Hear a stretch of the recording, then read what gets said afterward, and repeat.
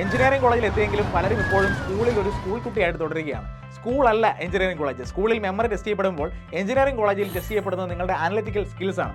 ഈ എഞ്ചിനീയറിംഗ് ലോകത്തെ കൃത്യമായിട്ട് മനസ്സിലാക്കാതെ കഥയറിയാതെ ആട്ടം കാണുന്ന ഒരുപാട് ആൾക്കാരുണ്ട്. വേഗം ഒരു ട്രാൻസ്ഫോർമേഷൻ ഉണ്ടായില്ലെങ്കിൽ അവർ അല്പം പാടുപെടും.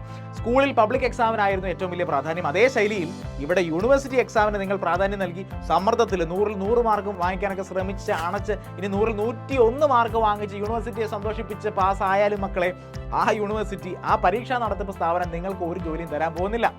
നിങ്ങൾക്ക് ജോലി തരേണ്ടത് ആരാണ്? ഇപ്പോൾ സീനിൽ കാണാത്ത ഇൻഡസ്ട്രിയാണ് നിങ്ങൾക്ക് ജോലി തരേണ്ടത്. ആ ഫാക്ട് മനസ്സിലാക്കി ജോലി നേടാൻ, ഇൻഡസ്ട്രിയെ ഇംപ്രസ് ചെയ്യാൻ നിങ്ങൾ എന്ത് സ്ട്രാറ്റജി തയ്യാറാക്കി എന്നതാണ് ഇപ്പോഴത്തെ ചോദ്യം.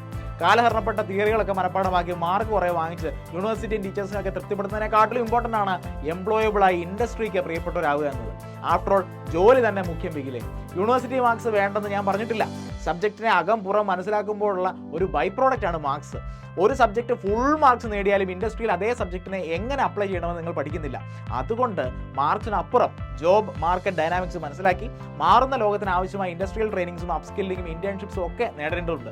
ഇനി അടുത്ത ചോദ്യം, ഇതൊക്കെ കിട്ടാൻ എവിടെ പോകണം എന്നുള്ളതാണ്. One route, one solution, 0 to infinity. BTech classes, GATE, CAT, engineering services, ISRO, industry ready skills, coding and AI skills, all at one platform, M Sigma Gokulam. Thank you.